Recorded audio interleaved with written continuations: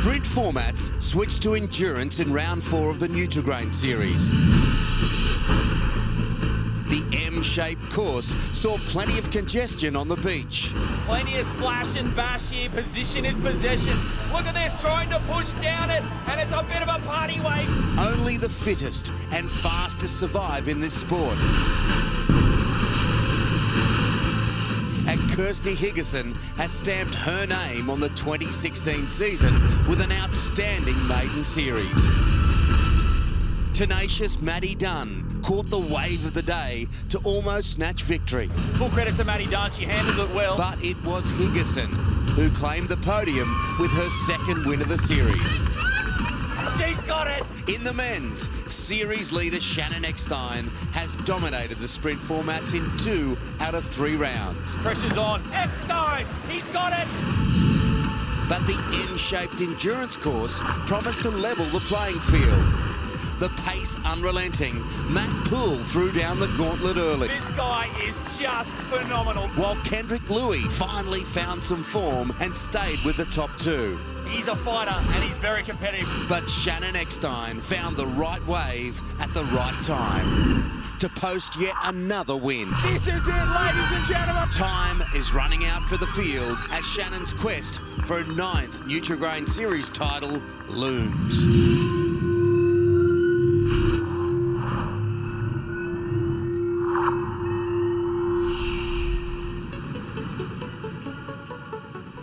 Hello and welcome to North Cronulla Beach, one of the many beautiful beaches that dot the southern shores of Sydney. And today it is playing host to round 5 of the Nutri-Grain series. I'm Sam Squires and I'm lucky enough to have with me my co-host and a legend of the sport, Trevor Hendy. Trevor, welcome back. Thanks, Sam, and how good to be here in the Shire. They absolutely love IronMan and IronWoman racing down here and surfing, and we've been waiting to come for a long time. We're in for a big day ahead. Let's talk about the women's first. Devastating news from Liz Plumers that she's been forced to pull out of the last 2 rounds with that calf injury, but it really has opened the door for a lot of these young guns to make their mark now. Well, Sam, perfectly said. Really disappointing for Liz. We're so used to seeing her running around at the front of the pack, and she's been so dominant the last couple of years. She's opened the door, and about 8 girls have stepped through it. It really is the changing the guard. It's incredible to see. Great time to be watching IronWoman racing. Yeah, it certainly is. Let's take a look at these overall standings and these 8 women. Whichever one it is will be a first-time winner of the Nutri-Grain series. And interesting enough, Trevor, 4 of those girls in contention are all debutantes this year. There are 4 debutantes. Kirsty Higginson doing unbelievably well. Georgia Miller, incredible. Ella Brown, and of course Carly Nerthen. We're all there in the top 8. And remember, between 1st and 4th place, there's 7 points difference. So this can change very fast. Guys, get your calculators out because there is certainly a lot of different equations and permutations that can take place in these final 2 rounds. Let's talk about the men's as well. Shannon Eckstein at the top dominated the first 4 rounds of the series. Can he be beaten here at North Cronulla? Well, Shannon is the best. We know Shannon's the best, but what's incredibly impressive about Shannon is he's getting the best out of himself again and again. There's no weakness with Shannon Eckstein. When you think no weakness, you think swim, board, ski, run, or tick, tick, tick, tick. But also no weakness in long races, short races. No weakness in small waves, big waves. No weakness if he's at the front of the pack or the back of the pack. He can win from anywhere. And I think what he's done for the sport has been incredible over so many years. And that is he keeps raising the bar. He shows the other guys what's possible and what you can do when you get the best out of yourself. Well done, Shannon Eckstein. Can he be beaten? Of course he can, but he's still the front runner right now. Well, let's just see how close these guys actually are to Shannon on the overall standings. He, of course, is on top. Matt Bevilacqua and Ali Day right there behind him. To give you a little bit of an idea, if Shannon comes 4th in these last 2 rounds, Ali Day and Matt Bevilacqua have to win the final 2 rounds in order to steal that crown from him. And wouldn't they love that, to be able to do that? You know, from 3rd back to 4th is a long way. It really is about these 3 guys right now. But in a round, 1st to 4th place in each race is 7 points difference. So there's a massive advantage from winning a round. So those 2 boys will be aiming to actually do that, try and pull that difference. Shannon Eckstein, though, 2nd is the worst he's finished so far this year. Can we expect him to finish 4th or below? Who knows? Well, we're in for some exciting racing ahead, but the big news that's coming out of this round of the Nutri-Grain series involves one of the greats of the sport, a friend of all of ours and someone that we've seen racing for 20 years, Wes Berg. He was supposed to retire at the end of this series, but just a few weeks ago he was involved in a surfing incident. He wiped out on his board, cracking 2 vertebrae in his neck. He, of course, won't be racing these final 2 rounds, not the way he wanted to end his career. We saw him at breakfast this morning. It's pretty hard, isn't it, a friend of ours, to see him like that? Absolutely, to see him that way. You know, here we are talking about who's going to win a series, and then we're talking to a man who's actually thinking about whether he can hold his kids again. It really does put perspective. And when we talk about unstoppable in our series, that doesn't mean things don't set you back and hold you back. It means that you rise above it and you go on. Wes Berg treated himself, got himself out of that situation, and here he is here today with us to possibly have a party afterwards to say goodbye to the sport. Absolutely unbelievable that he's here. We're very, very thankful for that. He put so much into the sport over 20 years, 16 to 36 he raced in the series. He's coached so many other people, including Joel Parkinson, you know, to a world title in surfing. He's contributed so much. We're just happy that he's okay. Yeah, absolutely. We're certainly going to miss him having around. Reece Drew is going to be talking to him after the break. But before we do, let's take a look back on the career of the guy we call Wesy. I think the past 20 years they roll into one because they're such a good time. IronMan racing to Wes Berg is my life. The hair, what's with it? It's more interesting and the crowd seems to appreciate it, and it just gives me a different energy to race with. When I was younger, I lost my younger brother and I was 8 years of age. My brother was 4, he passed away. That gave me appreciation every single day for how lucky I am. You're sitting in a neck brace and thinking it's okay, it is. You know, I've got mobility in my arms, my legs, and first and foremost, that's so amazingly important to everyone in the world. Wes Berg has shot right off to the right-hand side of screen. Wes Berg is in big trouble. Can he get over the top? Yes. Everyone's eyes just went up and up. Does he have the pace to get through here? Wes, you could refer to him as the smiling assassin. I want to be the guy that was known to always enjoy myself. Wesy Berg! Probably to summarise Wes, I'd say super competitive. Being like glue, he stuck the whole sport together for a long time. I find the ocean the biggest soothing thing in my entire life. I've met my wife through the ocean. Who's my idol? Wow, that's a great question. My idol is my wife. It's important, I think, that we continue to teach kids how to push and how to strive. I don't feel like, poor me, how come I didn't get to finish off racing the last 2 rounds of the series? I had 20 years of going out there and having a ball. That's made me the person I am today, and I want to make sure that I'm there to give back to my family, and I'm there to make sure that I be the father I should be. Wow, you got doll's clothes. I love doll's clothes, they're the best. IronMan has given to me, it's given me my life.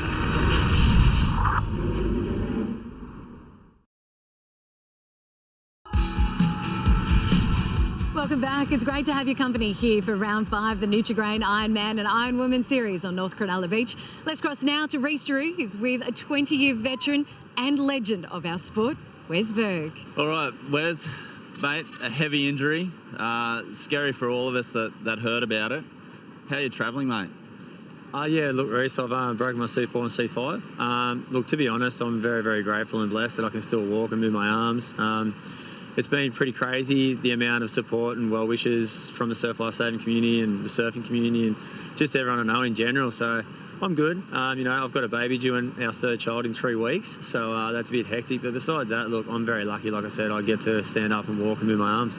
All right, Wes, mate, let's talk about the moment that it happened. What was the first thing that went through your head? Look, when it first happened, naturally I heard the crack in the brake straight away. I came up and I'm left-handed, so I reached for my surfboard with my left arm and it wouldn't move. I attempted again, it wouldn't move again, and right there I realised that I broke my neck. I kind of panicked, and then a wave washed over me. I actually grabbed my throat with my right hand as I got washed around. I came up and I realised I've got to get myself out of the situation I'm in, so I basically jumped on my board and paddled my right hand around, and right then, that's when it really set in. Basically, I was like, oh my gosh, I've got a baby due in 3 weeks. Yeah. What happens if I can't walk again? What happens if I can't hold my kids again? All these what ifs. It was really, really emotional. But then within a split second, I was like, well, you know what? It was 5 a.m. in the morning. It was so early. There was no one around. I was like, I've got to get myself out of this situation for the greater good of myself and my family. So I basically just went into survival mode.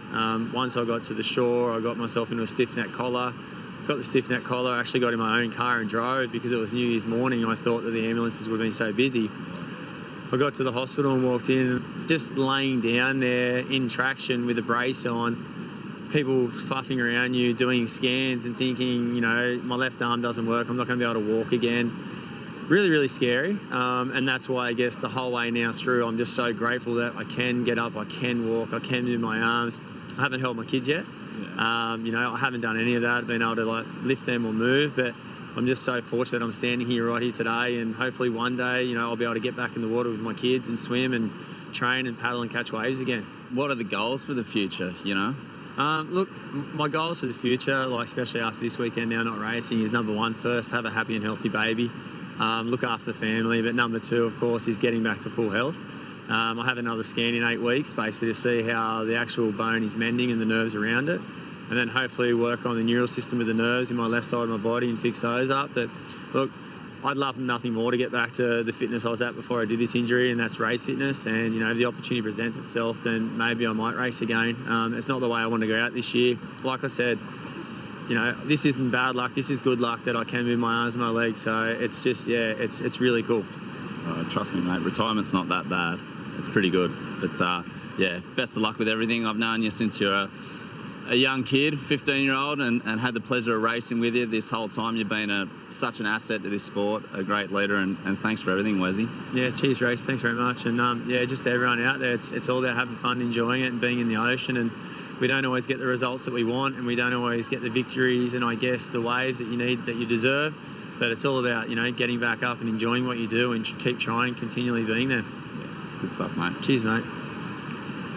Well, thanks, Reece and Wes. And Wes, on behalf of the whole surf lifesaving fraternity, we wish you the best in your recovery. Trevor, that was difficult to hear, wasn't it, just what he had to go through? But he did open the door to possibly come back next year. Yeah, he certainly did. And the question for me is, what is winning? You know, certainly right now Wes is walking, and as he goes through his rehab, he'll be able to pick the kids up again. He'll be able to be involved in the sport. He's already a winner. He's given so much to the sport. I hope he does come back just to say I finished on my own terms.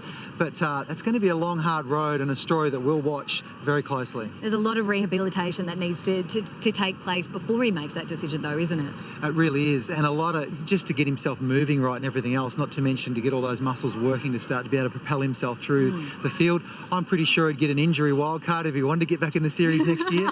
He certainly has a case. Yeah, I think he has a case. He certainly deserves it. But we love Wes Berg, and whatever he does, we're in his corner. Yeah, we certainly are. Trevor, you'd better head up to the commentary box because the women's race is almost underway. Before we do, let's take a look at the conditions that these Ironmen and Ironwomen are going to have to go through today. It is 23 degrees out here on North Cronulla Beach. The water temperature, 21 degrees. We've got 1.5 to 2 metre swell with a wind speed coming from the southeast at 15 to 18 knots. Well, the athletes are just warming up as we speak. It's time now to hand you over to your commentary team for the series. Kurt Hansen, Tim Gilbert and Trevor Hendy.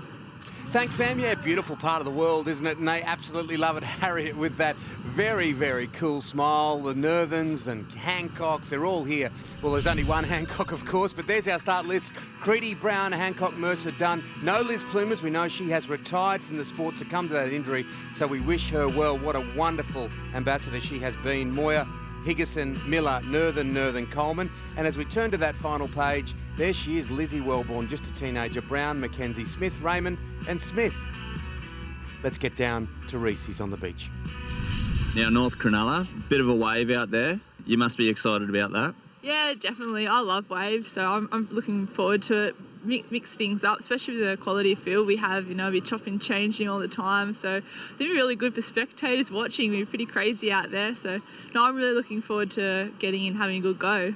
Now, the game plan, you're in with a shot of taking out the series. Bit of a surf. Does that change at all?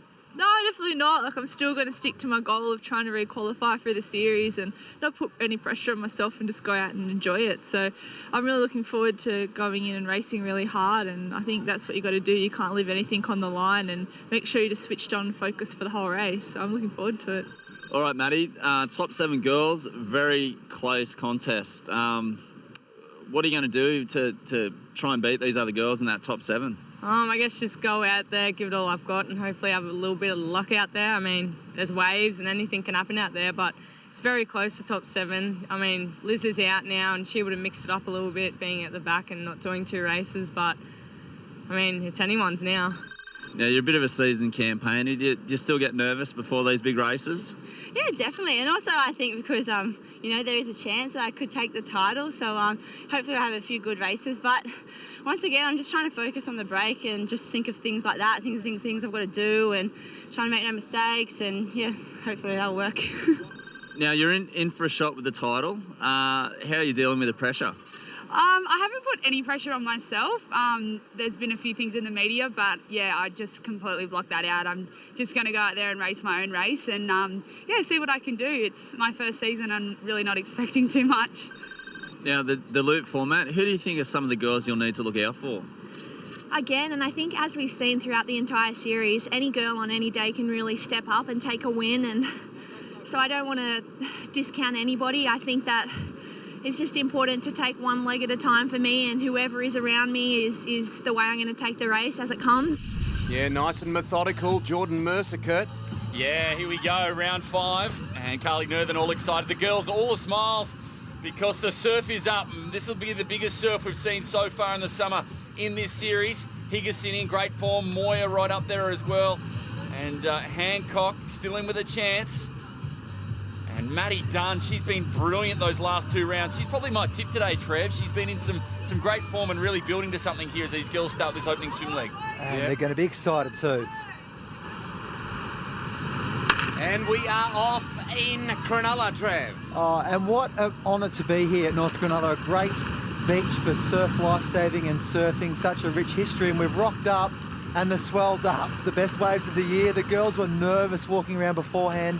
Looking out to sea there now. There's not a lot you can see in the waves, but wait, this is going to get good. Yeah, it's definitely on the build. Let's check out the course. What do you got for us, that loop format? It's a grind. It is a grind. It's more of our endurance format, and it's around about that 40 to 45 minute mark. The 3 different legs, you've got your swim, your ski, your board. It's double times around that loop, continuous a lot of times through the break.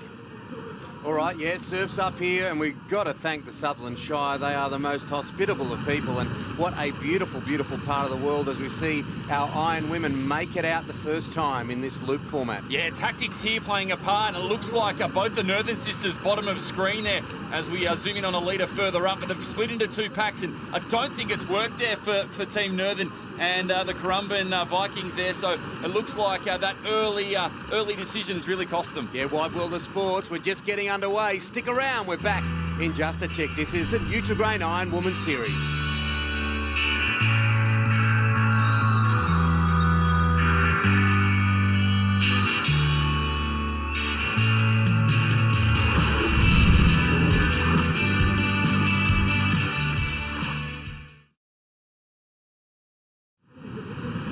It is great to have your company, Channel 9's Wide World of Sports. We are at Cronulla, round 5 of the Nutri-Grain IronWoman series, and it is very, very close. Unmistakable, aren't they, in that brilliant cannibal gear. You can see the girls as they make their way out of the swim for the first time. Yeah, some nice body surfing by these leaders, up and running now. Looks like Harriet Brown off to a good start, and we'll see who else. Courtney Hancock in there as well, and it looks like Ella Brown, so good start for her. Crystal Smith, the former Shire girl, right in there. And whoa, a bit of a hip and shoulder by Smith. So she's pumped up today. Ella Brown goes down on that one. So Trevor, Crystal Smith fired up in front of her home crowd, of course, now in the Goldie, but born and bred on the Shire. Oh, we're having a look at it. She's coming across to throw her cap, and I think she overestimates where she is or underestimates. Bam, knocks her over. I don't think she intentionally tried to take her out. That is straight to the judiciary these days. No shoulder charges allowed as we see Courtney Hancock. Yeah, Courtney off to a good start, and these girls with a bit of work to do. Maddie Dunn coming through there now as well. It'll be interesting to see where the Northerns end up here, because they took a really different line out to sea, and I think it's really going to hurt them in these early stages. Well, as we see the girls jumping on the ski, Courtney Hancock back customarily near the front where she was used to. But yeah, Carly and Amy Northern went out to the right. They went to go around the sandbank and around the rip, but they didn't actually go the whole way across. They didn't actually fully commit across, and I don't think it's worked. We haven't seen them in that front view. That could be them running out of the water right now in the top right of the left of the screen. Yeah, they're last and second last as we on board here with Higginson. We know what a fantastic ski paddler she is, coming off that round 4 victory. She's won 2 of the 4 races already this season, so she's in some great form. Yeah, Kirsty Higginson there in 7th, and just 1 spot in front of her, of course, Jordan Mercer, her teammate, and those two going toe-to-toe. Oh, they're just locked right in for the series point score here. They're the 2 front runners. So many of the girls still alive, but really it's down to those 2 at the moment that really got the box seat for the title. Yeah, what about the veteran in Crystal Smith here out in front and really having a big go? Her 16th season in the series, and returning here to Cronulla in front of family and friends, and having a big go to bang, a back shooter. And this is the waves, the surf's picking up, and really that just put a big handbrake on those leaders, especially Hancock copped it on a back shooter. Oh, and look at this. Look at the. We saw when they came out of the swim, they were all spread out. Now there's 8, 9, 10 girls all across in the line. Harriet Brown.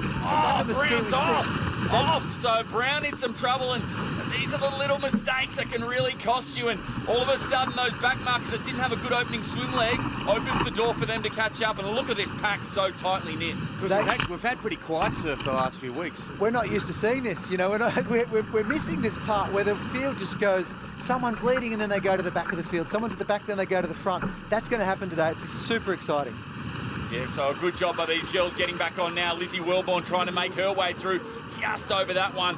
And, well, those 2 leaders, that lead evaporated. Whoa. And now, yeah, the girls trying to catch up here, but just trying to get into a really good rhythm and get out the back cleanly and doing it nicely out in front. These 2 girls are off to a handy lead.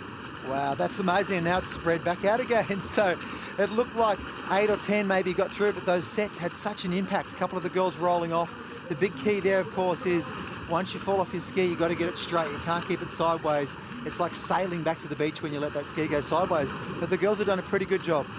Yeah, look at them all strung out now, just trying to get on that wash and conserve a little bit of energy, but it's a long way. And Trev, just talk to us a little bit about just staying that positivity as the girls come around the cans. Ella Brown is in front in that Maroochydore ski. Crystal Smith in second. Jordan Mercer's done really well in third. Courtney Hancock in fourth. But just to stay positive when a negative thing happens to you, it's only early days in this race, isn't it? Yeah, well, every week in the Nutri-Grain series, we talk about being unstoppable. It's all about what the girls and guys want to be. They're out there, they've got to deal with all the conditions. They've got to deal with the ups and downs, the front of the pack, the back of the pack. Their strong legs, their weaker legs, their good days, their bad days. And they come out, they put themselves on the line out here on national TV in front of these crowds and actually say, I want to be the IronWoman, I want to be the IronMan champion. And it is how they deal with it. It's how they handle these situations. A couple of seasons back, we saw Kendrick Louis in last place at a halfway point of this exact sort of race to come through and win the race because he was unstoppable on that day. He didn't let it affect him too much. It's all about that. It's all about how you deal with what happens to you, not what happens to you. And look at Moya coming back here. She's building into a nice season as well.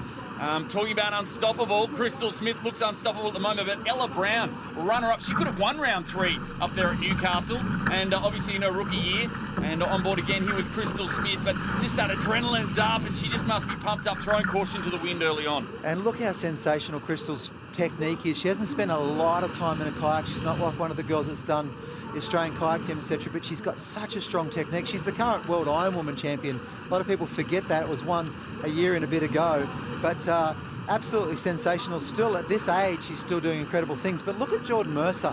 Just keeps coming through. As this season's gone on, she's doing amazing things on the ski, on the board. Her swimming's improving out of sight, and her transitions are as good as any, if not better than any.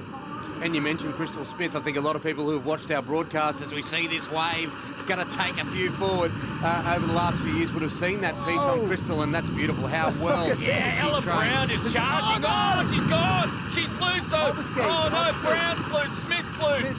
Mercer's off, so the 3 leaders gone, and that ski is racing away to the boundary. She's gone.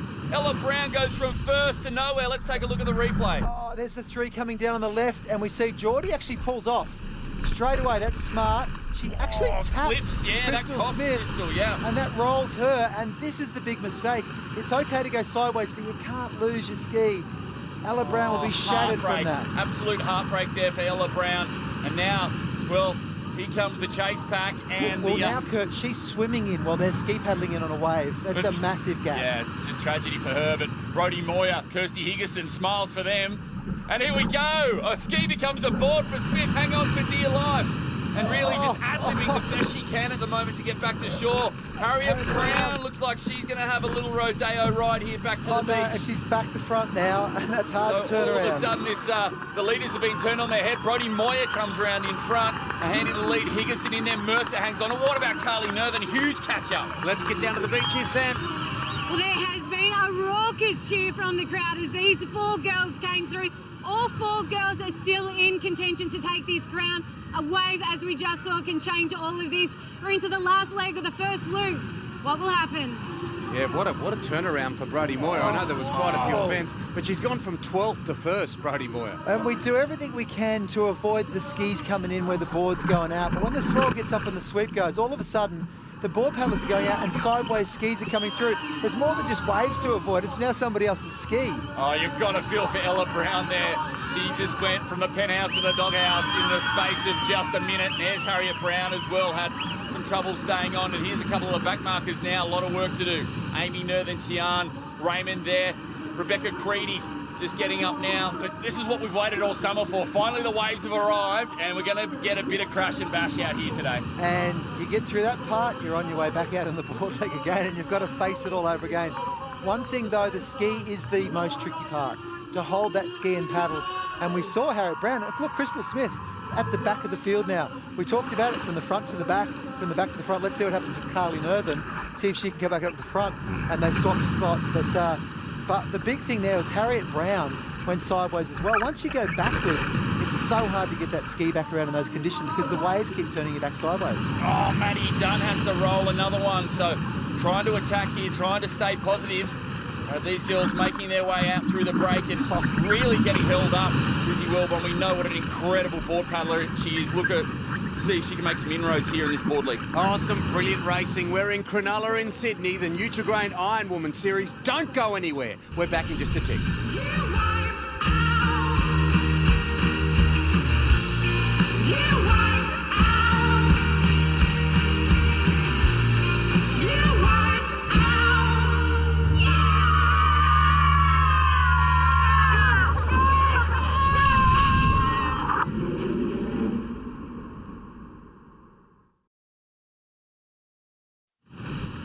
Welcome back to Channel 9. This is Wide World of Sports and Surf's Up in Cronulla, the Nutri-Grain IronWoman series, and we are round 5. Yeah, we talk about shuffling the deck in these longer 45-minute races on board here with Maddie Dunn and trying to make inroads in this board leg. And that deck just got shuffled from the back to the front, from the front to the back. All of a sudden, Brodie Moyer, a handy little lead out in front. She's a fantastic board paddler. Look at this, just down, that one just off the back. And Danielle McKenzie having a good board leg in 7th spot at the moment too.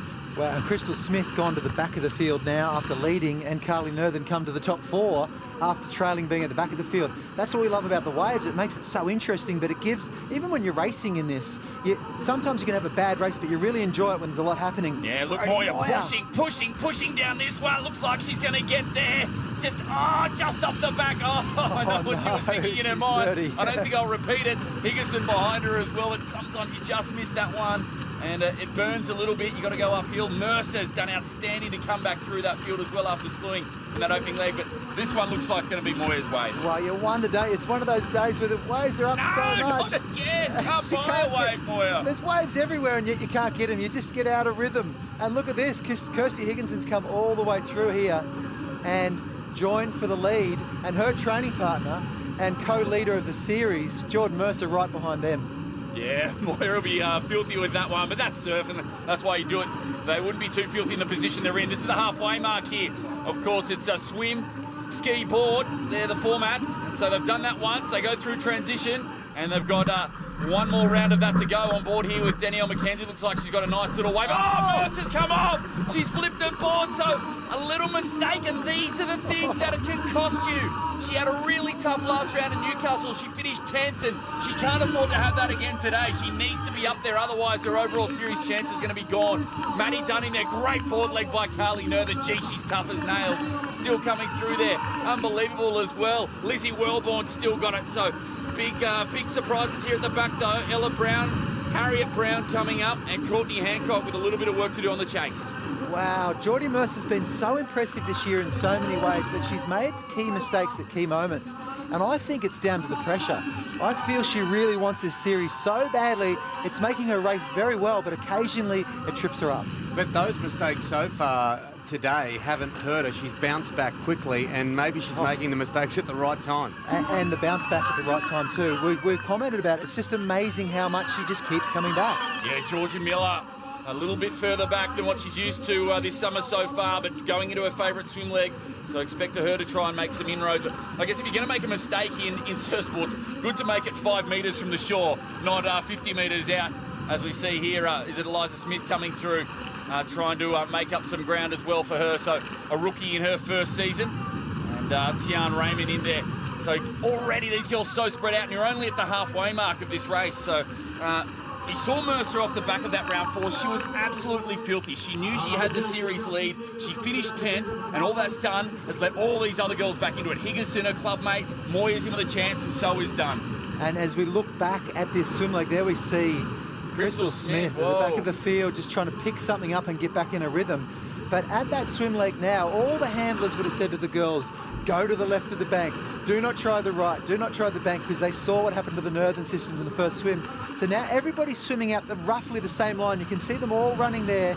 And that is in between the sandbank on the south end of North Cronulla Beach and a little bit further to the north. If you can understand that, I hope you do. But there's a little gap between, and all the girls are running through. So the big gap that's going to open up now is on the way back in. Who can pick up a wave and who can hold it, because they're all going out the same way. Yeah, a bit random this one, because Higginson, Moyer, Mercer, so I don't like to say they have their weakest legs, but probably that is their weakest out of the 3. Not to say they're terrible swimmers per se, but obviously expect to see some of the pack try and really bunch up on them here. This is your time to make a move on these leaders. This is where Courtney Hancock's strong. Very much so, and where we would normally see her come right through.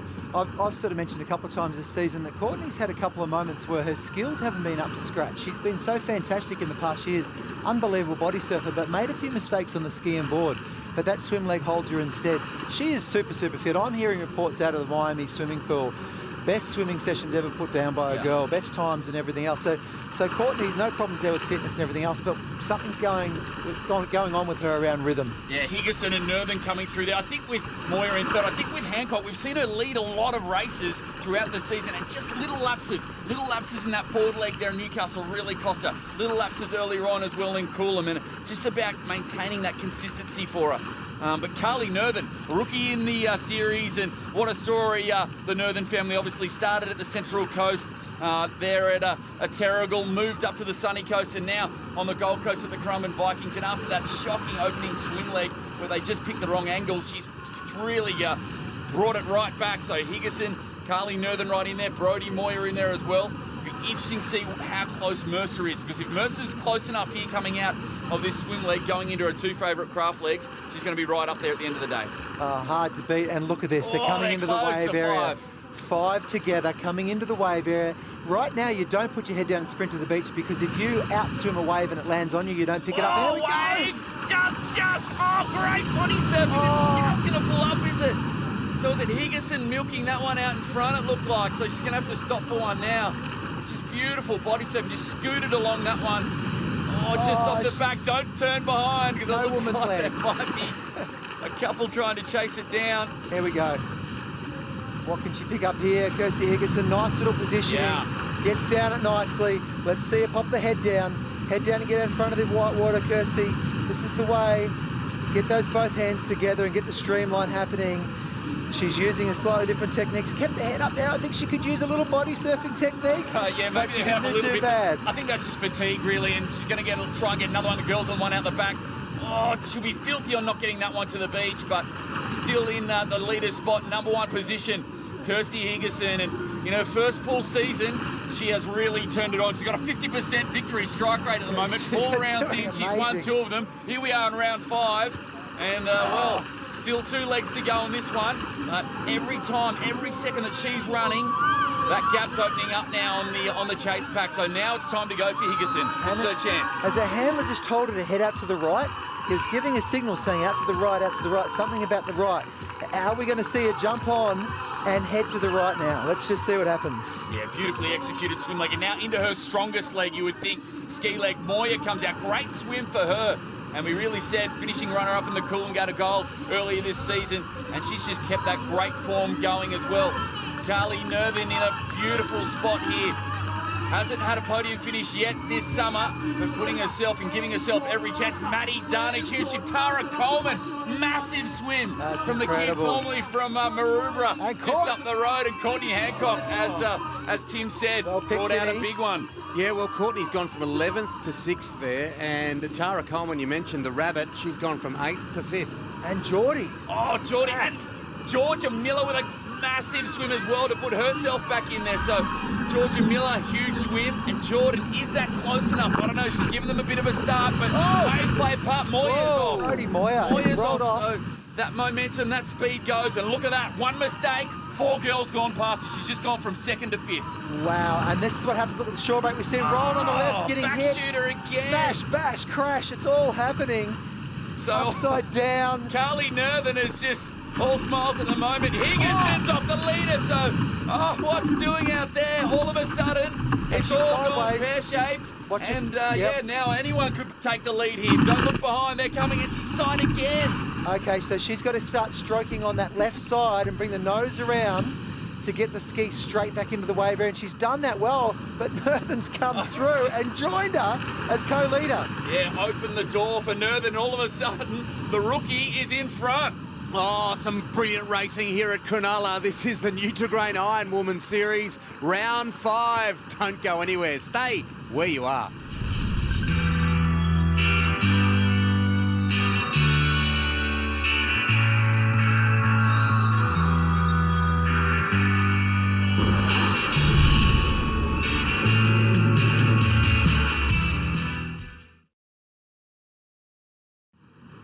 Great to have your company. This is Channel 9, and of course we are in Sydney, in the south of Sydney at Cronulla, and round 5 of the Nutri-Grain IronWoman series. Yeah, the waves have played a big part here. Oh, you can see Ian Miller there, father of Georgia Miller, looking out to sea, seeing where his daughter is. But on board here, Kirsty Higginson and Trevor, former Australian junior kayak champ. You can tell why. She's got beautiful style and great rating. Oh, absolutely fantastic technique. It's all about that rotation as we're on board with Broads. It's all about that rotation in the body, the strong core muscles. You cannot get these skis around with arms. They blow up like Popeye, and you can't go any further. It's got to be about all that deep core stuff. You've got to be relaxed to access it, but you've got to be switched on. And Kirsty Higginson this season has been a living example of that, relaxed and switched on. Yeah, and just that calmness under pressure too. Copped a few and was in some trouble going out, and just reasserted a dominance now and in the front. But it's just the polar opposite of the men's competition. We've seen Shannon Eckstein just dominating to the women. Have a look at this. Higginson in front. She's won 2 or 4 races in her first ever season. Carly Nervin in 2nd place. It's her. She's a rookie season as well. Someone that would be very proud of what Kirsty Higginson's done all season is her coach, of course, and he just happens to be the father of Jordan Mercer, and he's down with Sam right at the moment. All right, I'm here with a legend of the sport. He is, of course, Jordan Mercer's dad, Darren Mercer, and also the coach of Kirsty Higginson, who's in the lead at the moment. Yeah, Darren, a bit of mixed emotions between the girls. What's happening? Oh, look, it's as I said before, it's one of those things. I'm so happy for Kirsty. She's handling herself really well. A lot of carnage in that last leg, and you've just got to sort of get in and out cleanly, as clean as possible, and not make any mistakes. So she's going really well. They've got a board to go, so let's just hope she can hang in there. And Geordie's coming in, so that it's just a matter of getting in and out clean. All right, well, we better let the girls. The girls are coming in now. Thanks, thank you. Oh, a bit of slewing coming in there. The girls straightened it up beautifully, but they hit the sand. Higginson up and running, 1 board leg to go. She's an incredible board paddler as well. And be hard to stop here, but right on her tail, fellow rookie Carly Nervin having the race of her life. Look at her, there she is, she's close. Close enough's good enough. Maddie Dunn, these three girls, I would say Bourne is probably their best leg, and then Courtney Hancock pumped up. Tara Coleman having the best race of the summer. I still can't get over the calmness of Darren Mercer while he's watching all that go on. It's his daughter out there and his other number one charge. Jordan Mercer comes through now. Unbelievable to just see the way he's dealing with that. Hats off to you, Darren Mercer. You can see Geordie Mercer, big transition, the black armband there in memory of Cole Miller as well, racing for him today. Brodie Moyer, she had a tough ski leg there. And now Lizzie Wellborn, the youngster. Obviously, ski probably the toughest leg for her coming through, but so many good board paddlers at the front. This is going to be hard to separate them. Yeah, it was a tough one for Brodie, wasn't it? Second down to 8th there. Yeah, and Georgia Miller's still in there in the back, so another front runner in the series, and it's just wide open. Look how grouped together they are, and there's going to be a ski thrown into the mix coming in as well. One of the girls has lost their ski going out. But now just no mistakes, get out clean. This is it, this is the final leg. Whoa, ski, that was cleaned up. That was heavy. Maddie Dunn ducks under. Looks like Danielle McKenzie's lost skis. Dodged the bullet.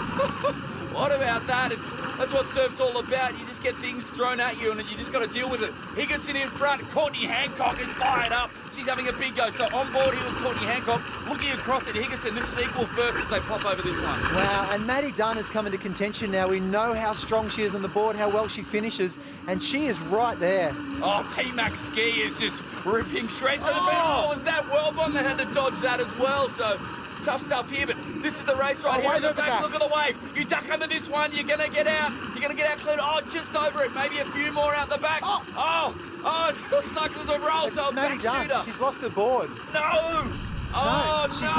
She's ducked under the wave and not gone for the strap, and it's pulled her over the front, and the board's gone backwards on its own. Oh, tragedy for Dunn. She was in equal first place and now losing her board. She's got to get to that board. Got to get, this wave's going to take it, so tragedy. And there it goes, the board races away. Oh, just cleaned up. Is a Miller there that's just copped it, so Miller's had to pop over Dunn's board. It's just carnage out there. It is a smash up. Oh, there we go. Look at that over the top. Miller's just, what are you doing to me? It's like hurdles in the surf. It's the Malachi crunch from Happy Days. So the girl's still getting carnage out in front, but looks like Higginson's out clean and the rest of them still getting hammered on the inside. Oh, I can't believe it. And this is what it feels like to be out there too. One moment you're in there and one moment you're out. Oh, Maddie Dunn coming back to her board now. It's going to be dinged. It's going to have a big fin chop on it, and she's got to pick it up and go. And not, how do you not lose your cool? How gut-wrenching would that be to swim all the way back? That's just absolutely shattering. You can see the look on her face. It's more sadness it is anger or upset. She's kind of devastated. 1 metre. 1 metre was all it took. If she was a metre further in front, she's out first and she probably wins the day or has a big shot at winning the day.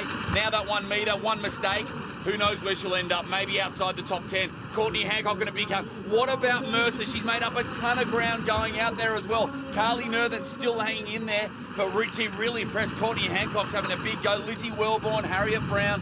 But who can stop Higginson now? I think the gap might be just too far. Well, you know, I'm going back to Maddie Dunn for a second because that's possibly cost her the series right there, and then she was still up there. And she's such a bright spark. She's such a beautiful young girl. We love her around the series. It's just so heartbreaking to see that happen. As are all these girls. It's amazing, isn't it? They're supreme athletes, but they're all so gentle. They're all such a spark. They're all so radiant, you know, that they're around the sport, making it more colourful, making it amazing. But they're absolute warrior women as well to deal with these situations. Hats off to you girls. Yeah, it's hard. From the tragedy of Dunn, who finished third and then second in the last 2 rounds, was looking for a first on board of Lizzie Wellborn, to the triumph of Higginson, who was just played her luck out and really, look at this, on the verge of winning 3 races from 5 this year. Oh, this sport can be so brutal, so brutal. We've got plenty more after this.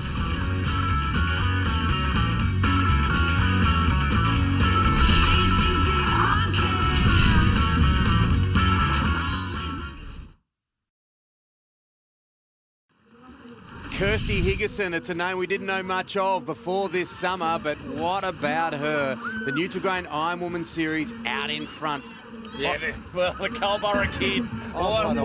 What an incredible performance this is going to be. It looks like she's going to be pretty much unstoppable from here. And this would make it 3 wins from the last 5. Is back with more of the veterans here at the tail of the field. Rebecca Creed and Crystal Smith. Tough day in the office for them, but We see it changing the guard this year, I think, Trev, for the women's competition. Liz Plumer's announcing her retirement, the Triple Crown champion is Danielle McKenzie coming around the cans there as well.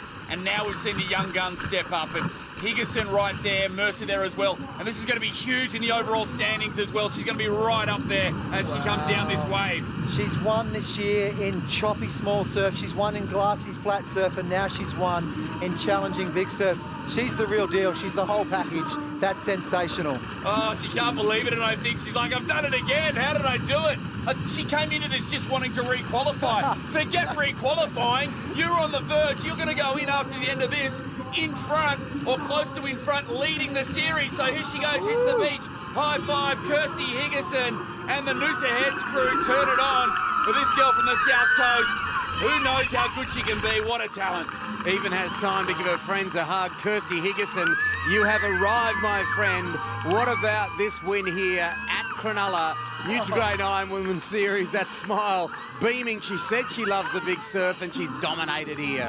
Yeah, big hugs there for Mum and a kiss as well. Jordan Mercer from nowhere. Don't tell me Noosa Heads is going to have a quinella. They were first and third from memory in round one as a battle on there for third spot. Looks like it's going to be a tight battle too, but it is. It's going to be a Noosa Heads quinella. So Darren Mercer with the high five, and what this means for the overall standings. There's a big race here. Is it Lizzie Wellborn? That's huge. Wellborn with the final board leg over Hancock. So the teenage sensation has come from the clouds.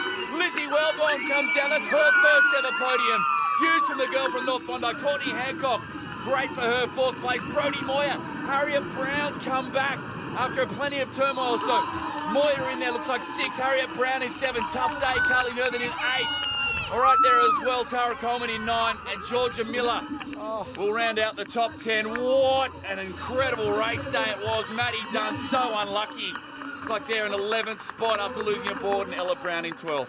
Yeah, tough one for Courtney Maddie Dunn. Hancock runs up the beach in 4th spot, looks over the line and sees 3 young girls and goes, what do I have to do now to lead this series or to win a race? Incredible, the changing of the guard. So you can still see the pace still on for points here. Look at this. Eliza Smith, Tian Raymond as they come down. So Raymond's going to surrender that there to Smith. Comes across, fighting all the way. Rookie in her first year, and tough day out here for Amy Nerthen. And that opening swim leg, and just wasn't able to peg it back after that. And here, 2 of the veterans. Crystal Smith on her former home beach here at Cronulla. Rebecca Creedy. It's been a tough season for them too, but they'll fight it all the way to the end. Alrighty, here they are at the back end, but at the top it's Kirsty Higginson, and she's with Sam. Kirsty Higginson, 3 wins from 5 races. Can you even believe it? Oh my gosh, no, not in like ever. I just couldn't believe it. That's incredible.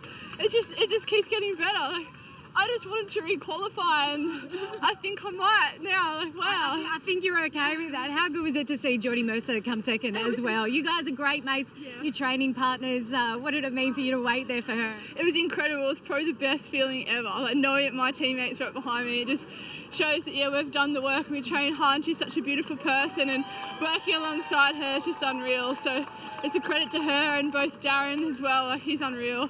So good to work with, and the Noosa crew there. It's unreal. Yeah, unbridled happiness there. Kirsty Higginson has won the day against her teammate Jordan Mercer. Yeah, craziness. What about Lizzie Wellborn? We know what an incredible ball paddler. I don't think we've ever seen a ball paddler that good. Carly Northern had a great day in the office as well. Tara Coleman, huge swim leg for her. And further down the list, well, there you go, the veterans. Liz Plumer's in retirement. Geordie, 2nd place, a great result in these testing conditions. I'm so happy with a 2nd, don't get me wrong, that's fantastic, but my racing out there today was so hit and miss. I don't know, I just think just got a little frazzled, and it can be so many different things, but for me it's just so crucial to have my mind clear and my brain switched on. There was just a couple little times there where just you can be a centimetre off where the good spot is, and it costs you 3 places in the end. It was pretty funny going out and in some of those times, and you're popping over skis and you're rolling under paddles and people. It was fairly chaotic, but yeah, I was fighting hard. I knew with the final 2 legs being craft that I didn't have many more opportunities, and I really just went for it there.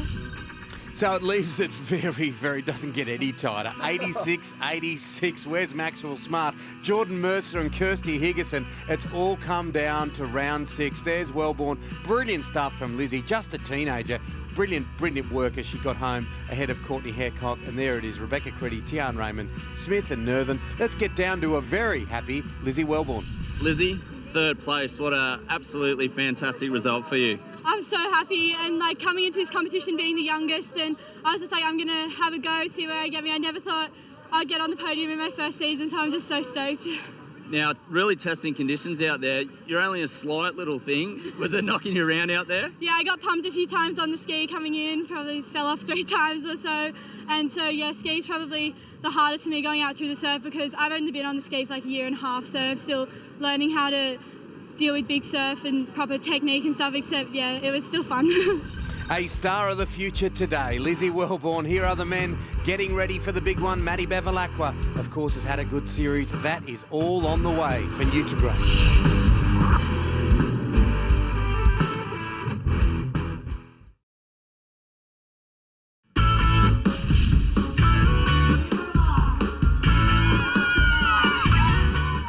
Back to North Cronulla Beach. What an exciting, thrilling race we just saw in the winds. I tell you what, I don't think there are any nails left on any of the fans and the handlers here on the beach. I was chewing them right down to the knuckle after a thrilling win. The voices are all horsemen screaming at the top of their lungs as Kirsty Higginson came through for an emphatic win, her 3rd out of 5 races so far. It's hard to believe she's still just a rookie, her first year in the series, and she sure is enjoying her time on top of the podium, more so because her best friend and training partner, Jordan Mercer, is right beside her in 2nd place, with Lizzie Wellborn in 3rd. Well, we saw plenty of chaos and carnage in the women's. Will it be the same in the men's? The IronMan are warming up as we speak, and it's time now then to hand you over to our commentators for the series, Tim Gilbert, Kurt Hansen and Trevor Hendy. Thanks, Sam. Yeah, well, here are the boys, Kurt. Yeah, well, the rookies have run riot in the women's race. Not so much here in the men. It has been the professor all summer long so far, and the question remains, Tim, who can stop him? Yeah, well, Ali Day, they're out in front, and number 1, Maddie Poole, Kendrick Louis, Matt Bevilacqua, they're all big names of this sport. Moyes, White, Farrell, Maynard, Lyndon, Brooks, of course. There is no Wes Berg. We saw Wes has suffered that neck injury. Carberry, Beattie, Taylor, Cuff, and Nathan Smith, and of course the other Eckstein, Kane Eckstein, not here because he has a kidney problem, Trev. And we look at the field here, Shannon standing right there next to Jacko Maynard. I think there's 2 stories developing as we go along. The boys are getting ready to go. One is how amazing Shannon Eckstein's been this year, and the other one is how close people are getting to him, but just losing it in a moment, making the wrong choice in a moment. And look at them psyching up. They know they've got some waves ahead of them.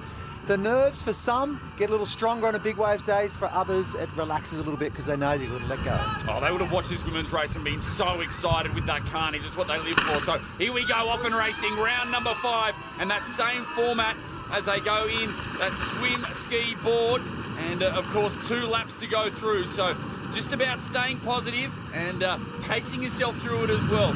You can't win it in these first few legs, but you can certainly lose it with some big mistakes. Oh yeah, we saw in the girls' race a little earlier that heading down to the south was the wrong way to go. The whole field's chosen that little channel in between the 2 sections of sandbank, but they have spread themselves out a little bit, and if we look at the right side of the screen, the northern end, that appears to be Shannon Eckstein, no? Yeah, Jacko Maynard as well. So both those 2 boys at that far northern end are the ones that are paying dividends for them early on here. You just see that deep water to the left of screen. It's just flying out there. They're going to have to come back a little bit though. There, if you look on the right of screen, you can see the swim can out there over on the right. So when they get out the back and they get channeled or funneled out the back, they've then got to get back across this chop and this wind. Often the swell will come back around, or the current will come back around a little bit of a loop, but the boys will be looking for every bit of water moving in the direction they want to go. Yeah, I think another thing that people don't really know about surf is that reverse swing. Sometimes the surf will move left to right, inshore, and then you'll get out the back, it'll move right to left. So a bit like reverse swing in cricket, it doesn't always go one way. Some of the young faces, I want to be an Ironman, it makes me think of my 6-year-old boy Joey. He said to me the other day, he loves watching, he goes, why do some wear goggles and why don't others wear them? Are you asking that question? He asked me, and I said, I'll ask Uncle Trev. It's a little bit of an era thing. Tell him Uncle Trev said it's a little bit of an era thing. A lot of the younger guys wear goggles all the time. And we have had a bit of a run of racing in smaller surf, and you start getting used to them, and you wear them, and you like them to be able to see what's going on. In the bigger surf, the goggle can actually stop you seeing really clearly at a glance what the waves are doing. So they're great to get rid of. I'm going to defer to Kai Hurst and Shannon Eckstein, two greatest surf swimmers that I've seen, and neither of them have ever worn goggles. No, that's very true. I'll tell you one thing that's fun with surf sports and swimmers in general as well is you know the guys that don't wear them. There's not a lot of them, but you know the ones that do. When you see those black goggles there, that's got to be Nathan Smith, and phenomenal swimmer is. And here we go, the bash around the cans. Just stay out of trouble. Ali Day going through there. Don't expel any more energy than you have to, getting in a fist fight with one of your rivals. Oh, yeah, that's chaos, isn't it? And Nathan Smith, he knows this area like the back of his hand, of course. Born and raised in Cronulla. He and Crystal own this beach. All right, this is the IronMan series for Nutri-Grain. Round 5. Let's get down to the beach because we have a very important guest with Sam. Well, I'm here with the race director and former Ironman great Zane Holmes. Zane, just explain to everyone at home how these conditions have changed from the women's to the men's. Yeah, so the conditions have become a little more challenging. The winds come up much stronger, and it's straight on shore now, which, you know, especially on the skis, it's going to be the most challenging thing for them. They're really hard to hold on these waves. It's like a washing machine. So, you know, the guys that, you know, will have the best skills on the ski especially are going to do well today. We saw so much carnage in the women's. How would the men, they've been able to have the benefit almost of seeing what happened to the women, and that will help them as they take on this ski leg? Yeah, the men always have that, you know, benefit of being able to watch the women and see the mistakes that they've made and you know, hopefully not make them themselves. So it should be a good race. Yeah, we're looking forward to it. Thanks. I better let you get back to work. Cheers. There he is, Zane, giving us a nice smile. The conditions have changed. Yeah, Nathan Smith still in front. Like you said, you really lift when it comes back to a beach you know very well, don't you? And it's a rare opportunity that you get to race on your home beach these days. And obviously Nathan Smith now at the Manly Club, but so many years, so much success here at Cronulla. 7-time and current New South Wales Ironman champion. And of course, he won that Australian title back in 2005. You've had a couple of good ding-dong battles with him as well, and a couple of Australian board finals. Oh, absolutely, and it's a wonderful guy to race. He's been fantastic for our sport and amazing. He's still going as the waves come up. Wave now, leaders wave. Smith definitely, and I don't think anyone else, so leaders wave for the local lad, and they're going to go nuts when he hits the sand here. All right, now I've got to point something out for the North Cronulla crew, that we're not at Cronulla, we're at North Cronulla. And they think that's vastly different than Cronulla just around the corner. And of course, Smitty's a Cronulla boy, but they're all standing on the beach here. It's like talking about Queensland versus New South Wales when you're down in these parts. But look at this, a fantastic second wave here. Shannon Eckstein and Dane Farrell. Yeah, Dane Farrell is bruised. Oh, they've gone past him. Oh, outboard so motor. Oh, the coming out parade. Hold the phone because it's...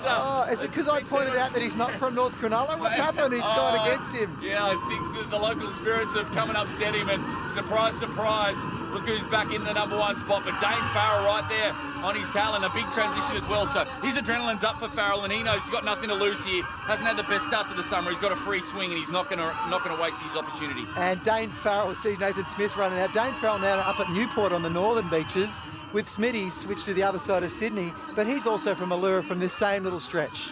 Yeah, same stretch of beach, and a very proud Allura lad as well, Dane Farrell. He'll have plenty of family and friends here in the Shire trying to get him back to his best result. Talking the northern beaches, yeah. Here we go, Farrell's Newport teammate, Kendrick Louis. A bit inconsistent so far this year, but I think he wants to finish it off strong. And Ali Day up, but already really spread out, Trev, in this opening swim leg. And I love what Zane Holmes said before. It was all about the ski, getting out the skills. We saw it in the women's. Let's watch what happens in the ski leg today, because I think that's where you can make the biggest mistakes and get the biggest advantage. Ali Day grabbing his ski, heading out. He'll know. He'll be thinking about Shannon Eckstein. He's thinking series. He'll be thinking get on clean, get through the shore break, and do the bit that I love, which is the paddling bit out the back. Ben Carberry, Luke Cuff there as well. It has blown my mind in one leg. Just one. Oh, Ali Day is off. He's off. So these little mistakes, and they're just so costly because the boys are out the back. But now Eckstein gets clipped by one, and that maybe helped Farrell a little bit come up on him. But how spread out they are just in one leg. They've got 6 legs in total. Kendrick Louis has to pop over one. He's off. So they're coming off left, right and centre, and almost a mirror image of the girls' race. It's so easy to look at the ski and think, well, why are they falling off? It's the power in the whitewater. It's the degree and the angles it's coming from just knocks you out of your seat. I know this guy's mortal. I know the professor is mortal, but I have not ever seen him fall off. No, it's pretty amazing, isn't it? Have you seen him fall off? Yeah, well, I have, but not very often. And it's basically, maybe he is immortal. Maybe he just is immortal. We certainly see that part of him.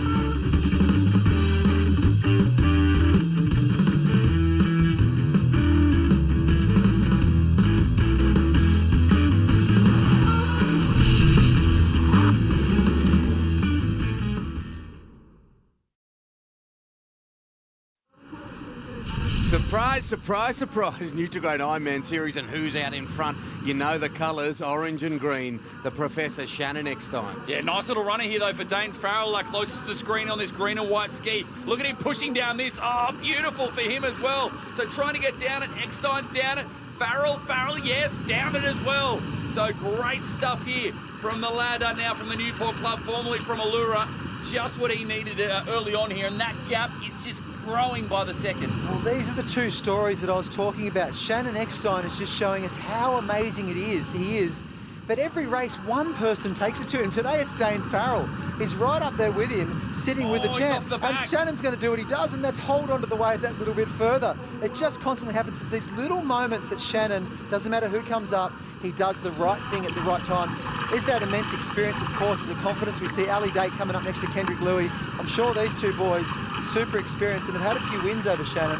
They'll be looking to actually chase down this gap. Yeah, and they like this format as well. I think a little bit more time to think about it. I know Kendrick Louis got a victory here in this format. Obviously, Ali Day, Coolangatta Gold endurance specialist as well. So, there's a lost ski, Nathan Smith. So, heartbreaking. No. Oh, now crashing down. Hang on to it, Smitty. Hang on. So here it comes. He's going to try and surf it like a board. But we saw Crystal in the women's race, and now the curse has hit the brother now in Nathan Smith. So tragedy here. Oh no, he's going to go again. So down, at least he's closer to shore. This time he's off. But a little bit closer to shore to Crystal, but still tough times here for the Smiths today. And he's now swimming, and the handler will be going, no, now I've got to go out and get the ski. That's not fair, although the ski will get washed in and may cause more carnage. Matty Bevilacqua's got smacked in the back of the head by his own ski. Just riding his own ski up there. And there we go, Ali Day off now. So good ski leg from Matty Bev. Here we go, Tannen Linden. Haven't seen up there too much. Ben Carberry's done well as well. Matt Poole thereabouts. And also, there it is, Matty Bevilacqua, Hayden White, Jack Moyes. Yeah, and Nathan Smith, you can see him there. He didn't lose too much, did he? He went from 3rd down to 5th, but Luke Cuff for him, 7th down to 12th. So he needs to get it back going. Unbelievable. We see the boys running in now, going back out to deal with this ocean again in all of its raw forms. There's a short break, there's a little bit of a gutter, and then there's a back break. Shannon Eckstein is way out the back on the back break now and got such a handy lead. Dane Farrell hanging right in there with him, and how long can he hang in there with the champ? Well, here he is, and this is your race right here. You don't want to let Eckstein go now. Farrell is a great board paddler as well, and he's pushing himself so hard to get on the backwash. Look at him. He's working really hard to catch him top of screen, and these boys still getting hit. Same deal applies. That lead continues to grow. Well, what's happened is the two boys in the lead have actually got out. Now these boys are slamming into the whitewater, so they're going from 45 seconds to 50 to 55 seconds every time this happens. Talk about up in the rhythm, up in front.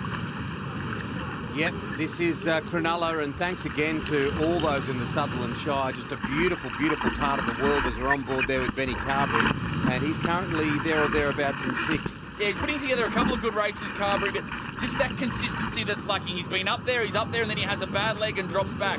Just has to be consistent throughout, and he'll pull out a good result. But look at that lead. It's just crazy at the moment, and this is really danger stations for this chase pack, because we're coming out of this into the halfway mark. If these guys come out with that bigger lead after the swim leg in that second lap, then it's going to be done and dusted. Yeah, it's an endurance race, this one. There is Ali Day, the winner of last year's series. Now, Trev, just with their gear, we can see the big name Cannibal there, and obviously all the gear they wear is from Cannibal. How important is the streamlined nature of what the guys are wearing today? Well, you know, obviously they've got great gear from Cannibal, and the jammers these days. In the old days, we used to wear the DTs, the togs, you know.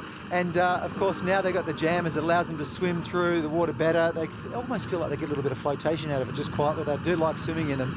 But also the fluorescent element of this whole thing, it's a safety initiative that Surf Lifesaving brought in a few years ago to make sure that we can look out for somebody. If somebody does get knocked on the head or bumped, you can find them a lot quicker in a bright yellow or a bright pink wet shirt. So that's one of the reasons why the boys are all labelled the same. It's the easiest colour to recognise if something does go wrong. Yeah, safety first, and well, here we go with this wind as well, onshore wind, which means the wind's blowing towards shore. These guys are going to get some great runners, so as soon as you turn that second can, they're going to be off and flying as these guys bunched up around that first turning can. And just be interesting to see if Eckstein and Farrell can hook up a few runners coming back to extend that lead even further as they keep coming round. Just remarkable at this lead. Look how big that gap is as they chase the runners, and that's the difference the wind and the swells can make. And something I want to point out quickly when we look at that back of the pack streaming across out there is, yes, Shannon's dominating, but how close the rest of the field are to each other now. For any young guy or girl out there watching the series that would love to have a crack at this sport, the Summer of Surf has now created this pathway where you get to race the best all the time. Instead of the elite being so far ahead of everybody else, guys like Ben Carberry, who have just qualified for the series, now sitting in 4th, 5th, 6th spot with Ali Day, things like that. The sport is getting so much closer and so much deeper, and it really is a wonderful sport to play in. Yeah, definitely. You can really go head-to-head most weekends now with these guys, and here they come. Shannon Eckstein, same old story here, and a wave coming. Look at him pushing. He's going to do it like he does. And just did it easy. Look at this, still going. It just makes it look effortless.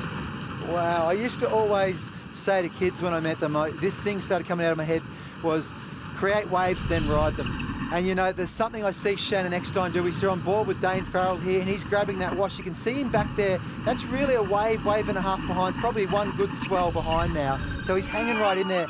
But Shannon Eckstein, he creates those waves. That's not an accident when it happens over and over and over again. He's in a rhythm with them, and it's just there at the right time.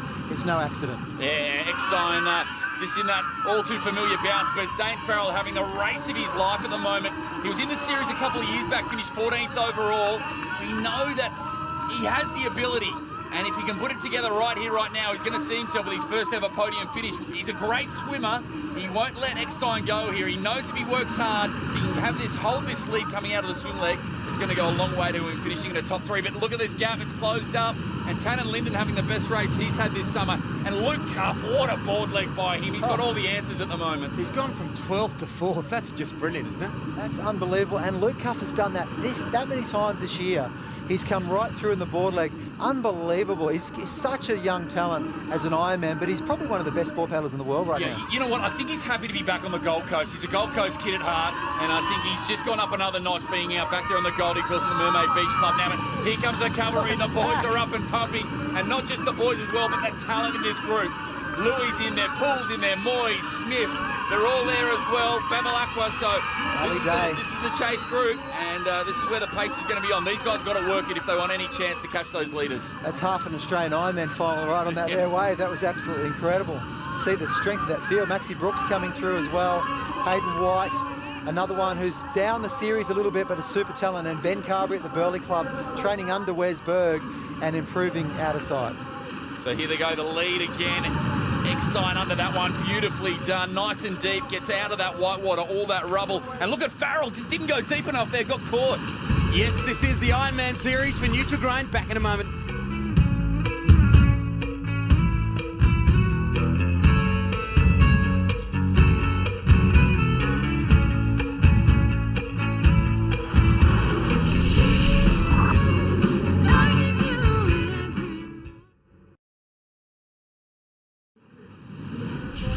Welcome back. Nine's Wide World of Sports cameras at Cronulla, and it is an interesting race. The Nutri-Grain IronMan Series, round 5, and Shannon Eckstein out in front. Look at that, Kurt. That's incredible. You can see Shannon up on the left of the screen. We're going to zoom in, and we just went over Dane Farrell's head as we come in on top of Shannon. and he's really, really stretching that out. Wonderful technique as per usual. One thing I want to say about Shannon is, I talked about the fact that he creates rhythm and he creates his own luck, but he also goes to exactly the right spot on the sandbank. It's something coming down, trying to push down, down, and trying to hold on to it, straightens out. This is ridiculous. He makes it look so easy. That's so hard to do.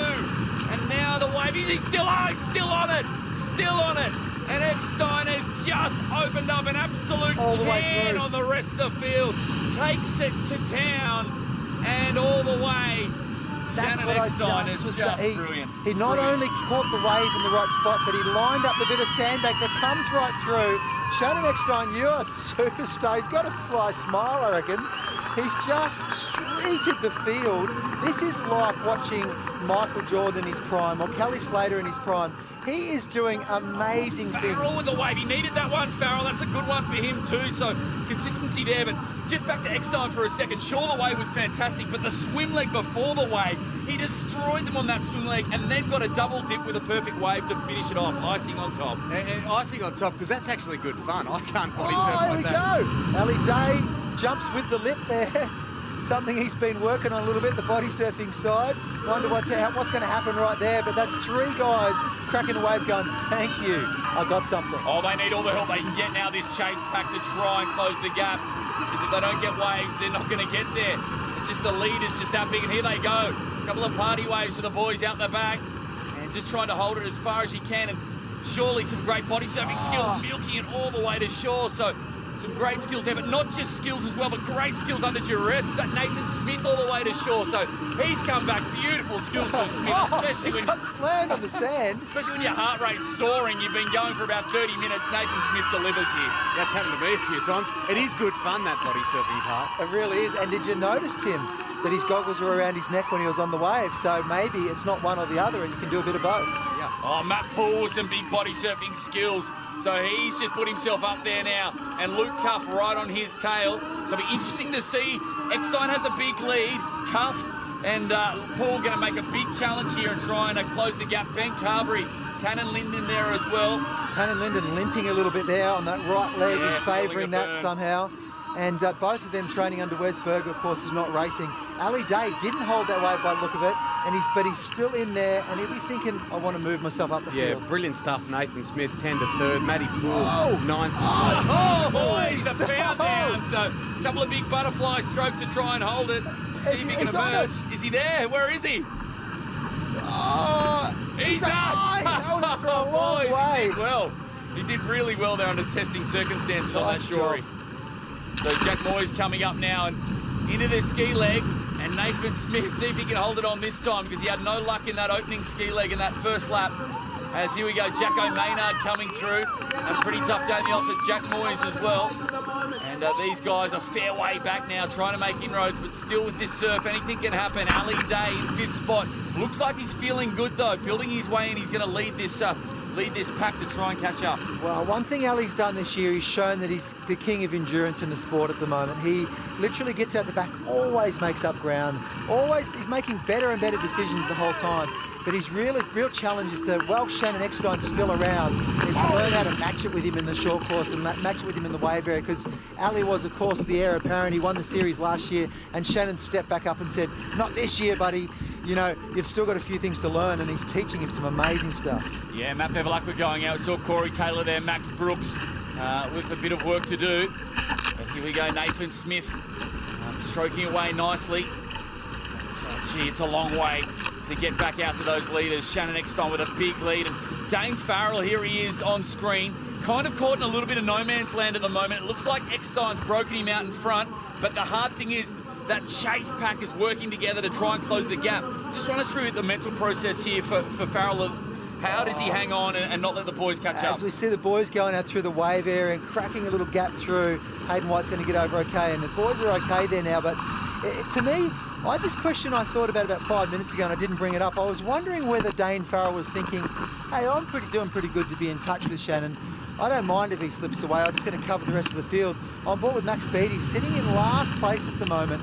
Had a bit of a horror day, but pushing out. He'll just want to get out the back and say, please let me stay in touch with the field. You don't like running up and finding your skis the only one left on the beach. But Dane Farrell, what's he thinking? I'm hoping he's thinking, I can still catch him, I can still chase him down. But a podium finish is a great result for him. Unbelievable. Of course, you'd be absolutely stoked with it. Shannon's going to pull off. He's going to pull off with this wave because he can. Yeah, of course he can. And this is why they call him the Professor, and this is why he's the best of all time, because he makes the right decisions at the right time. On board here with Ali Day now, but they're still going around the cans. So he has that luxury, doesn't he? He can do whatever he wants out in front, and it's only going to cost him a couple of seconds in the end. Better to be safe than sorry. Wow, we'll talk about different stories. Dane Farrell back there in second. Shannon doing what he does so well. Ali Day back there, probably the one that was really in touch with Matty Bevilacqua, with Shannon in the series with a chance of beating him. So he's still thinking points, but every time Shannon comes in first place, there's 5 points back to third. Everything he does, everything he touches turns to gold. He winged that getting off his ski then. Anyone else would have rolled it. He's got up, put the steps in.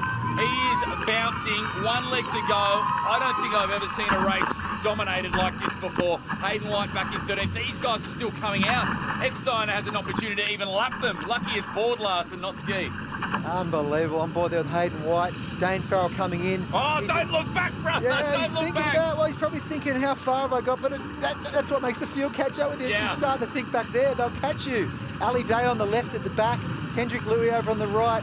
Matty Poole doing a great race. Yeah, getting really angry, and obviously very buoyed off his great results there in Newcastle. He's coming back into form after a tough start to the summer through injury. Shannon, he's happy. He's actually racing. The steely grin's disappeared. He knows he's just got to get past this back break, and he's going to be able to hold on for this win. He's got The such guy a good still lead. in the ski leg, just turned that first ski can, and Eckstein's making his way to the board can. So Dane Farrell having the best race of his career right now. Don't look back, son. Just keep going. You know they're going to come for you. He's got to do his own race, focus on himself. I'm worried about the looking back. When you look back, you're starting to say, I just got to stay in front of them, stay in front of them, stay in front of them, and they catch up. He should be thinking stroke technique. Matty Poole's done a good job there of keeping that straight. But he should be just thinking spread out, you know, do what I've been doing all day. It's starting to look in his mind like he's thinking about the rest of the If field. there's anyone chasing you, this is the last bloke you want to chase you, Matt Poole. He's like the guy I've taken. He will get you, he will find you, and he will catch you. And at the moment, look at the look and determination in his eyes as well. Nathan Smith, the veteran there.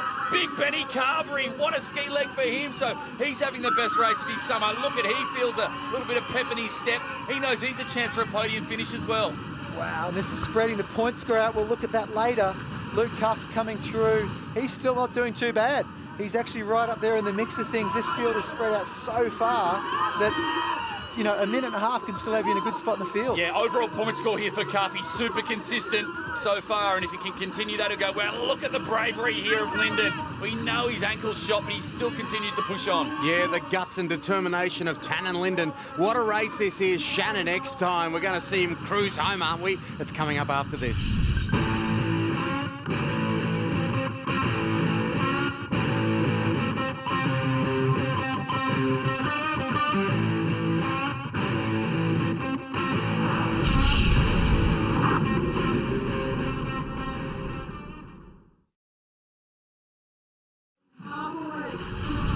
Welcome back. Nutri-Grain IronMan series, Channel 9's Wide World of Sports, and we're seeing a clinic, and the man at the head of the clinic is the scientist, the professor, whatever name you want to give him, Shannon Eckstein, the GOAT, the greatest of all time. Oh, he's just smiling. He's smiling going around the cans, and I know you've been involved, Trevor, in this sport for a very long time. Have you ever seen a performance so dominant like this? He has pulled their cannibals down the rest of the field. He's pulled their jammers down. He's embarrassed the rest of this field. We're not talking, he's not racing juniors here. He's racing some of the best watermen in the world, and he's made them look silly today. Well, how many times did Jordan, embarrass everybody else, or Slater, or, these greats, Tiger Woods in his day? That's what Shannon Eckstein's doing. It's not really that embarrassing. It's amazing. This is the man at the absolute peak of his powers, watching Dane Farrell come past. What I'm loving about the Shannon thing is right now he's enjoying this lead, enjoying catching runs. That's a reward for everything he's put in over his whole career, all the training, all the effort, all the thinking, all the soul searching that he's done. These things don't happen by accident. You're not a super freak and it just happens. He's put everything into it. Investment gives a return. And that's a really important thing for young people as we are on board here. But we're obviously not on board with Shannon Eckstein, but all the training that he puts in, because he is methodical, isn't he? Both in competition and away. One thing his father left him with the message was it's always about your preparation. If you're perfectly prepared when you turn up to the event, you can relax and feel like as if there's nothing you have to worry about. Then you just go about being in the moment. Shannon Eckstein, still to this day in his early 30s, still nails his training. He knows what he needs to do. He knows what he doesn't need to do. He turns up to Dennis Cottrell in the pool, you know, at Miami swim pool there, and he knows Dennis knows what to give him, and he just gets it done. And he does it properly early enough in the pre-season to get himself prepared, and he comes out with performances like this. This is all the elements coming together in someone who's just been a wonder for our sport, done amazing things, and we'll be talking about him for a long, long time. And have I seen anyone do this before? Yes, but it was Shannon that did it. Oh, look at this, working this wave down now. Split screen action. Oh, the big yell goes out. And Eckstein's done another one. Little cutty there. And he's going to get a nice little right-hander. So 4 victories from 5 this year. Shannon comes down and does it so easy once again. And I just think, take a moment, take a second to watch this man. He's not going to be around forever. So this is the best of the best you'll ever see. And it's just a privilege to be around to see this guy race. And race he does. He's taken it to a whole new level this summer. And where does he rate in the world of sport right now? He's wrapping up his 9th series quite possibly right here and now. May not be able to be beaten with this. Where does that put him up against Slater's 11 world titles, all the premiership, you know, medallions and championship rings? He grabs his young daughter again. Maybe he's going to run to the line with him. Not this time. Like Linda. He's still got time though. There as well, the number 1. A baby boy at home as well. And the high fives. And I don't think we've ever seen a dominant performance in a race like this. The most incredible, dominant, unbelievable effort. Round 5 victory here, Shannon Eckstein. 31 race wins now. Just incredible stuff. And all but securing his 9th ever series title. We'll have to see other results here. Oh, Matt Poole with a wave. Ali Day on the wave behind. So Poole, where's Farrell? Don't look back, Dave. Don't look back. Oh, no. So Matt Poole coming down. Dave Farrell caught in no man's land. And could we see an upset here? Poole's going to at least join him, if not go past. He's actually going to go past him down the run. He's gone by him. So Farrell now. And Ali Day's closing too. Come on, Dano. Oh, so Matt Poole is going to get an incredible result. He's going to go back-to-back. 2nd place in round 4, 2nd place in round 5, and now Dave Farrell, he could not even miss out on the podium finish. So Poole comes across for 2nd. Now the race on for 3rd. Farrell, don't tell me. Oh, he's put in the big. Oh, he almost stumbles. Oh, he deserved the podium finish. Dane Farrell, his first ever podium placing in a series race. Ali Day finishes in 4th. Great comeback by Al there. And then Nathan Smith coming on the next wave with Benny Carberry. Yeah, best ever result here for Big Ben Carberry as well, formerly from Warilla. Now up there at the Burleigh Heads Club. And the local lad from the Shire here, Nathan Smith up. Look at this, the big race. The big legs pumping. Oh, Smith, he's still got it. And then the inside, close. Oh, so close. Oh, maybe Smith just over Carberry. How tough was that? Luke Cuff, consistent. I'll give him that. Wonderful finish. He'll be stoked with this in his overall point score. It's going to get him very close to re-qualifying for next year. And for all these boys' livelihoods, that's what they most want. They don't want to have to go back to trial. Tan and Linden, much better performance today. Coming in to the shore break, off the back break. And nursing a very, very sore ankle, but good to see him back there. The second half of that race, so really gutsy effort by him today, and this is his best ever result for the summer. So look, he'll hop up and do that. It's been a tough summer so far for Linden, but my goodness, I don't think we've ever seen a dominance like this one. Shannon Eckstein, it's on another planet. Yep, and he's down with Sam right now. Shannon, that was an absolute Eckstein education, a masterclass in IronMan Series. Congratulations, you have now won your 9th Nutri-Grain IronMan Series title. Can you believe it? And got tears in your eyes. Yeah, it just means I'm old, doesn't it? I've been around a while. It's It means you're great, Shannon. That's what it means. Sam. No, it's I got a nice wave in that first swim leg, and once I'm in my own clear water, I can sort of dictate the race and pick where I want to go out, where I want to come in, and just make no mistake. I had to pull off a ski wave there, which I didn't really want to, but in that position, you can't really risk it. And I was lucky enough to have a lead, and yeah, it's awesome to wrap it up in round 5, and now I can come back and enjoy round 6, and yeah, just lap it up. Well, there he is in very, very familiar territory. Shannon Eckstein, someone that's not that familiar with being in 3rd spot. Dane Farrell, he hung on even though he looked over his shoulder, and well done Matty Poole in 2nd. Louis Cuff, Lyndon Maynard, Bevilacqua and Brooks, of course. And we flip that final page to Moyes, White, Taylor, Beatty. Eckstein, of course, wasn't there. Either was Rez Berg. Let's get back to the beach. Matty, second place. Great result. Looked like a tough race out there. Mate, that was probably one of the weirdest, unusual races I reckon I've ever had in my career. Like literally for quite a short race, I guess it just chopped and changed the whole time. In that opening swim leg, we saw Smithy, Shannon and Dane Farrell get away to what I thought was an uncatchable lead, and those guys just split the field. But there was a pack of about 6 or 7 of us just fighting and constantly going back and forth, and I was fortunate enough to get away in that ski, get my own little wave, and then in that board I just hung on, and unfortunately for Dane, he was so far in front of me, but I just threaded this little wave so wide and kept surfing it the whole way back to the beach, and unfortunately for him that was just the day. You know, there was waves all over the place, and unfortunately Dane just had a shocking line on the way in, and I managed to get past him. So incredible racing. Hats off to Shannon, the guy's a genius. So. Yeah, look, another great performance for him. Another round to go. Can you guys catch this bloke? Yeah, look, we can. I mean, in that swim, I was just trying to stick with Shannon. He always puts himself in the best situations, and literally, I kid you not, I would have been on his hip, if not his feet, coming in on that swim, and like inches from me getting down that wave that then carries on for him winning a race, basically, me missing it and then being caught in that pack and just having to fight to try and, you know, get yourself back onto the podium. So it is literally inches, and he just makes the right decisions at the right time, and it's just pays for him. He's a freak. So he certainly is. There he is, Shannon Eckstein, 112. He cannot be beaten, so he can just enjoy round 6. Brilliant stuff. Day, Poole, Bevilacqua, Cuff, Smith, Louis, Maynard, Farrell, Moyes, Beatty and Carberry. As we flip that final page, we'll see White, Berg, of course, not there. Brooks, Eckstein out with that kidney problem. Taylor and Linden. Shannon Eckstein, a genius.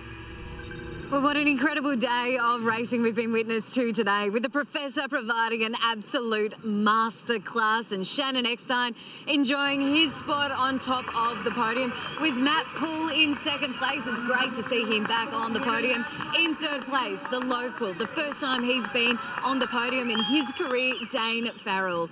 Trevor, what a day of racing. Shannon Eckstein, we've seen so much carnage today. To be able to have a lead in these washing machine conditions, hold on to it, build on it, leg after leg. What kind of surf skills is involved in that? Well, you're talking about skills, absolutely, Sam, and it's definitely not luck. It's not about luck. It's like watching Michael Jordan play basketball or Kelly Slater surf. We are so lucky to see Shannon Eckstein do what he did today in the flesh. It's absolutely incredible. He's given these guys masterclasses in fitness, in strength, endurance, skill over the years, but today was a masterclass in flow. He was in the right place at the right time every time, and that's no accident. He is the master, and that was amazing to watch. Reece, his 9th series win. He said he wanted to wrap it up today, but heading into the final round next week, he's not going to back off at all. He's so hungry and hates losing, doesn't he? Yeah, you're exactly right. And the one thing we talked about, flow and masterclass, the other thing he is so competitive. This guy he just hates losing. It's like we were talking about before, Trevor, second's a bad result for him. So there's no doubt about it that Shannon, coming into that final round, he'll want to win it. He'll want to win it like today, and he'll just want to stamp his authority and say, hey, I am the master, I am the best. And he'll definitely come into that final round and he'll want the victory. But he is absolutely awesome. An absolute champion. Let's touch on the women's race, because the men's is all wrapped up. Completely different story for the Iron Women. Kirsty Higginson, a great win for her, but it's still anyone's title this year, isn't it, Trevor? Oh, I'm so excited, as was everybody on the beach today, to see that battle between Kirsty Higginson and Geordie Mercer, and how Geordie Mercer dealt with the situation. Kirsty went out and looked so strong right through the middle of the race. It is going to be a ding-dong battle to win this series. They are on level points, so there's no count back at the end of this. One will beat the other in the last round of the series, and they will win the series. And Geordie Mercer as well. We're going to an eliminator round. That suits her. We saw her fight back today after a few mistakes and being pushed back in the pack, didn't we, Reece? She'll certainly fight back in the final round next week. You're right, Sammy. She's got that Mercer tenacity, and again, winners, that competitive nature. And an interesting fact, when Geordie won the Coolum round, it was an eliminator. And Kirsty, she didn't have the best race. She finished in 16th. So is that a little advantage for Geordie? I'm not sure, but I know going into that final round, both girls will be hungry for that victory, but it's going to be fantastic to watch. We're certainly looking forward to that. It is the final round of the Nutri-Grain IronMan and IronWoman series. It is on next Sunday, the 28th of February, on Channel 9's Wide World of Sports. Make sure you check your local guides. On behalf of Reece, Trevor and the team, thanks for your company. Make sure you join us next time.